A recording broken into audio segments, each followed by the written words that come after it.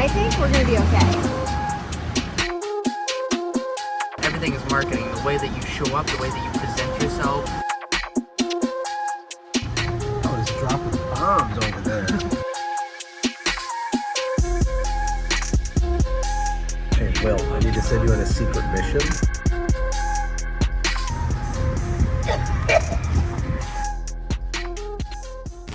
Is this thing working? Will, I have an idea for a vlog. Okay, what is it? Let's go find the worst rated restaurant in Denton and just see if we can learn anything about business or marketing from it. Go eat there? Yeah, let's go right now. Let's do it. Right Here, now? you take this. Let's Let's go. go. Okay, It's let's a go. good Let's go. idea. Okay, yeah, no, let's do it. Some really sketchy Chinese places in town. We're not going to beat them up. We're just going to learn. Let's go do it. Okay. I'm going to have Ashlee come with us too. Oh, that's gonna be awesome.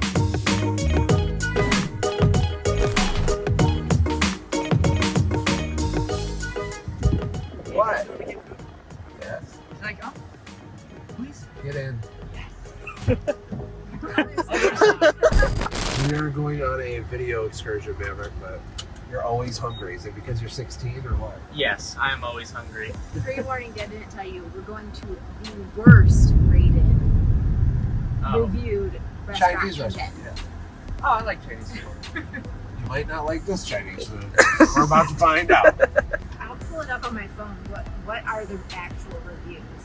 How bad is this place? Yeah, Is it like like, bad how or is bad? it the worst? It's the worst. What's It's it called? the worst. Win King. W-I-N King. 2.7 Oh. stars. It's 2.7. You're On Google. Wait, this says an hour and 9 minutes away. Oh, different Win King road. That one. Oh, it's Win Hing. My bad. Win Hing. That's what it is. So it's got 3 stars on Google. It's right on the edge of being a 2 something, but it's got 200 reviews, so that's a pretty big sample size. I think the consensus is people don't like this place that much. So we're going to find out why. Not to pick on them, but just to see if there's like simple lessons. And this is not pre-planned, so we'll just find out what happens. Okay, do you want me to read you some reviews? Yes. Okay, first off, this guy says, I want my money back. Sad emoji. Hey there, I don't do posts like this, but I have to warn you all who are looking for a Chinese restaurant to eat at. I went here and got dinner, or I got the dinner plate, and all I got was 4 tiny pieces of chicken. Don't go here. They're I can cheap feel the restaurants. passion in that guy's voice. I mean, you don't short a man chicken, right? No. I mean, all of us have crazy customers, though, and everybody gets bad reviews, and everyone makes honest mistakes, and people get mad. That's normal. But if it's happening all the time, it's hard to like succeed. I wonder if the business owners just like are giving up, or what's going on. And maybe we'll be able to find out.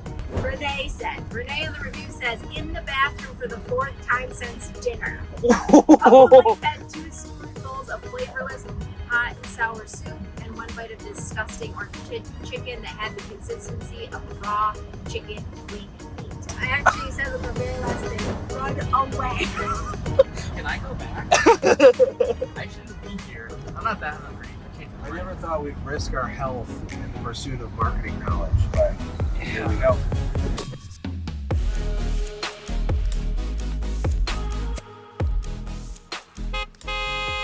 Sometimes, especially when your company's small, you're very defensive if someone criticizes your business, which I totally understand, and I get it because I have been done that too. But I think one of the first lessons to kick things off is customer feedback it's a superpower. It's a gift, actually, even from the crazy people, right?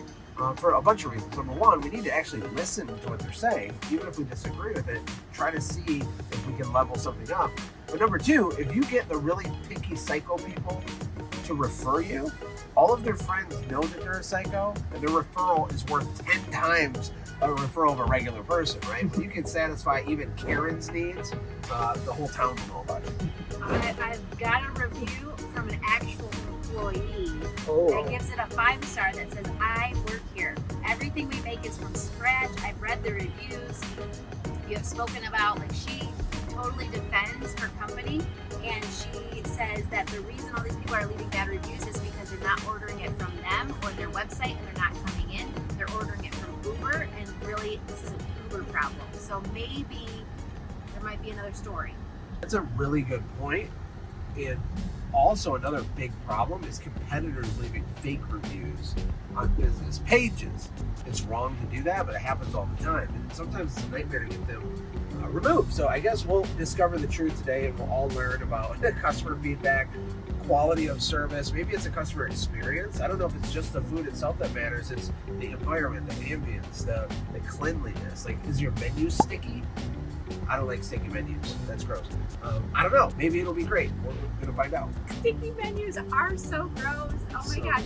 But I feel like we're doing like the mythbusters of like the service industry right now. The mythbusters of marketing and Google reviews. And I'm really here for it, but I'm a little nervous, to be honest. We need a scale to measure quality of service. Like at the top, there's Chick-fil-A. Like that's like the bar. And then we rank it from like 1 to Chick-fil-A. Well, but Chick-fil-A is at the top of fast food, but it's not at the top of like quality service. You're not, I mean, like a 5-star steakhouse that costs $200 to go buy a steak. But that's the bar. I agree with you though. We need some sort of scale. We need to put together like a matrix of like things to even measure. Yeah. And then we can learn what should be included in that, Ashlee. Well, if we go to the bathroom 4 times in a night, Bathroom that index. is like the bathroom index. We'll have, the greeting, the way we're greeted. Yep. First impression too, just like when we pull up, what is the outside? Is it clean on the outside as well? It's so funny. People say don't judge a book by its cover, but everybody judges every book by its cover every single time. and that goes for storefronts too. Ashlee and I went on a date last night, and we drove by. There was some restaurant, and they had a super dope, brand new, huge sign in the corner. I've never been there. I've never heard of it. Their food can be terrible, but it looked good. And so I told her, I was like, "Ooh, that looks good." And then we had this whole discussion about that's not even logical. So you can't know if the food is good just because of how it looks, but our subconscious makes all these jump to conclusions moments. And we got to remember that as business owners. Like, the frame of reference that people have about you and your company is built from all these things that maybe you're not even thinking about. Like their perception of who you are, like how many rings it takes to answer your phone, like your voice tone and pacing and the emphasis and the energy and the order in which you ask questions, and all of this stuff can be up leveled, which creates a higher level frame that justifies higher prices. And these little details, I think one by themselves maybe doesn't seem like a big deal, but when you stack them together, it's such a big deal. Yeah. Hey Maverick, what does everything is marketing mean to you as a 16-year-old? It speaks for itself. Everything is marketing. The way that you show up, the way that you present yourself, the little things that you do that people won't even notice, but if they do, then they're like, whoa, this person's incredible. They thought about the little details. Look somebody in the eyes, or when you introduce yourself and small talk and all the little things that'll make them feel good about themselves. Like, one of the biggest things that you can do in a conversation is just ask questions. And most people don't do that. Most people talk about themselves. They can go on for hours and hours. And then when the conversation's done, they'll be like, man, that person's so cool. Even though you didn't even say anything. No, they were the ones talking. So the little details in speech and how you work and how you just throw in things and ask questions is what really makes you stand out from the crowd, and what makes you like on a pedestal in a crowd of people that makes your marketing game go way above everybody else. Oh, it's dropping bombs over there. You must have a really cool dad. I think I do. In fact, if you ever meet him, he's like the greatest person ever. He's so cool. He's amazing. He has the body of a Roman god. I know. Well, more of an Eastern Europe, like an Eastern Asia god. It's a little G. There's only one god. I have a question for you, Will. Okay. Do you see marketing more working with me and talking about these things? Honestly, what are your thoughts? 100%. Literally everywhere. From commercials to even like other people that do social media and stuff like that, seeing that the way like they're doing it, it's incredible. It literally is everywhere. I think nature is full of marketing too. I don't know if we've talked about this, but I heard a guy, Rory Sutherland, says that a weed is just a flower with no marketing budget, which is pretty hilarious. But in nature, with animals, with plants, there's beauty. There's actually persuasion happening in nature, which is why I think for people that struggle with wondering, like, is it ethical or is it okay for me to be really passionate and sell hard and market loud and be noisy, and then by default like make a lot more money because I'm doing that? People wrestle, they think they're a bad person, and doesn't even make sense, right? It's a natural law. Marketing is about transference of ideas and beliefs and enthusiasm into another person. And if what you're selling is good for people and it helps people, I think it's your moral obligation to be louder. And in a way, I think it's actually selfish to be quiet and to play small. So a lot of people have these weird false beliefs and stuff. I think marketing's amazing. I think it's a gift. What I don't think is good is manipulation, deceit. You know, politicians aren't necessarily marketers. They're just liars. That's not the same as, the little Asian restaurant we're going to go to. If they uploaded their marketing and had some enthusiasm and just were passionate, they would double, triple, quadruple their business in like a month or two. It can happen so fast if you can wrap your head around these ideas. So this is actually a nice little retail strip here. And this is Windham over here. Oh. I was thinking it would be like in a back alley or something, but it's not. It looks pretty good. Okay, I'll go park and we'll go see what happens. Okie doke. They're killer. This rental car is annoying. But I got a funny dad joke for you. You want to know the best four-wheel drive vehicle in the world? A rental car. What? You don't get it? Oh, You man. Not can do yet. because you can do What's whatever the you best want. four-wheel drive vehicle in the world? A rental car. Not four-wheel drive, off-road. You said the joke wrong. I can already tell I have eaten in weirder places than this already, so I think we're good. Like, I think I've eaten in like back alleys. Like, I've bought tamales out of people's trunks. Oh, wow. So I think we're gonna be okay.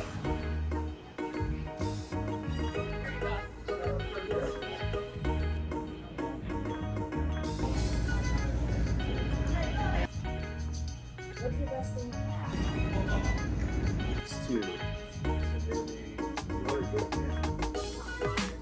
Well, let's go sit down and talk about it. So, here's the thing. I feel bad doing this because I'm not trying to just criticize. Because people don't know. They don't know. But obviously the greeting was really low energy, borderline standoffish. Would you agree? Right? So, About some this later. it's a training thing, and it's hard because this is probably a lower paying gig and stuff, but there's really no excuse. This is why I say enthusiasm alone covers a multitude of sins in business. It's just being excited about your stuff, and if you're excited, it transfers to your staff. And those are my thoughts on that. Maverick, do you have any additional thoughts? Yeah, I'd agree with that because when you walk in, you match the energy of the place that you're walking into. So if you walk into and everybody's all quiet, you're naturally going to be quiet. You're going to match the energy of the room. Right. And the energy of the room, you will do different things. So if it's high energy and you walk into a party, your body's just going to start acting high energy. You're going to talk louder. You're going to be more vocal with your hands, and you're going to talk to more people, and your attitude's going to change. And then you're going to be more likely to do different things. And so the energy, if you want somebody to buy things or do whatever you want, you have to get them to the energy that you want. And that is not the right energy for this place. Yeah, agreed. In terms of aesthetics, the menu wasn't sticky, so that's good. No sticky menu. And what I noticed is that the marketing materials aren't even getting out. They're under a table where we can all see them. So we know that they're not even marketing. Where? Flyers or something? Right there. What marketing were we trying to do by screwing the platters onto the wall? It just looks like it's a decoration, or it's like a demonstration of how depressing that's going to be. The scariest thing was that the staff said that she does not eat here. You asked her, what do you recommend? Or something, Yeah, right? what do you recommend? What's good here? What's your favorite? She said, I don't eat here. She said she couldn't eat here. She's got allergies or something. Hopefully that's why. Is there really a valid excuse for this lack of effort though in a business? Because you don't need a big budget. You don't have to have an MBA from Harvard. There's really not an excuse for just not trying. That's what I'm feeling is happening here so far. Hopefully the food's really good. We'll find it. We'll see. So got our first part of our food. More's coming. Styrofoam plates. I'm not kidding. So, what's your first impression of the food? I love it. It's really good. Will, what about you? Really good. I haven't taken a bite yet. Oh. That's user error. Okay, so got the rest of our food. Random paper plate, but mostly styrofoam. It's a mix and match. But wait, look at this rice. There's onions in it. Okay. And I said no vegetables here. Chicken fried rice. And what was no vegetables in it? What I noticed though is when I said no vegetables in my chicken fried rice, what she repeated back was, so chicken fried rice, no peas and carrots. And I was like, yeah. And I said, yeah, but assuming those were the things that were in it, right? So miscommunication might seem like a small thing, but this little stuff like this prevents someone from coming back. And I might eat here 7 to 10 times in a year versus one time ever. And so the lifetime value of a customer is completely destroyed because of a simple, very, very small miscommunication. Hey, Will, I need to send you on a secret mission. Okay. We're gonna do a bathroom check. It's important in a restaurant like this, really important. But if you can act like a ninja, go check it out and tell us how it is. I'm up for the task. Good luck. Please return. Here we go.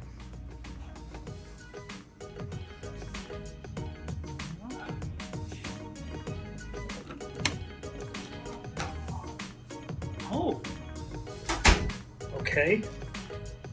Not too bad. Ceiling tiles. It's not that bad. They've got all their supplies just here. I mean, overall, toilet's clean. Trash looks fairly just changed. Sink is clean. They're stocked on paper towels. Light switch has seen better days for sure. Not too bad. Not too bad. They are hiring a cashier. I think they're on the right track with that one.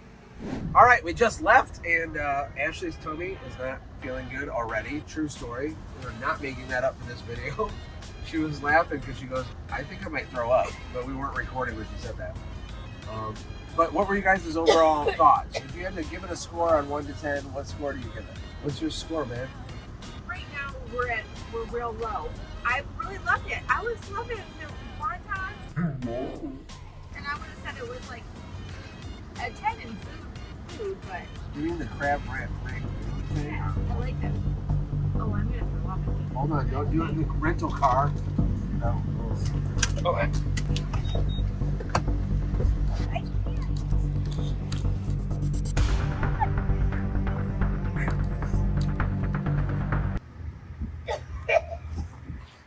I didn't throw up. It just. You're just nauseous. The faster we get home, the faster you can get air conditioning. So let's recap, scale of 1 to 10, kind of your overall score for this restaurant, just as a score. Then we'll talk about kind of each individual thing.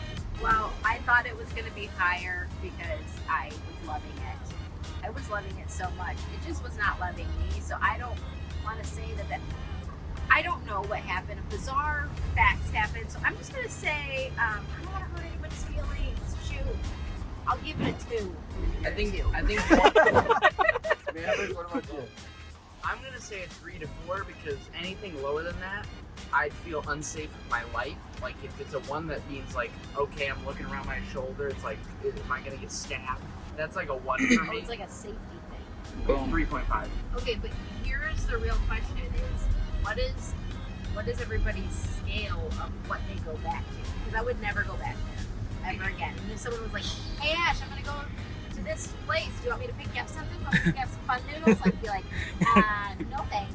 As simple as it sounds, retaining a customer is so much cheaper and easier than constantly getting new customers. And businesses forget this. The process, the little things, the system, just wowing and delighting people in small ways and being friendly. This isn't like rocket science, but it makes millionaires because for some reason, nobody does it. Basically, that business is only going to survive because of unknowing participants wandering through the door one time, right? And that's not good. I don't think it makes it in the long run.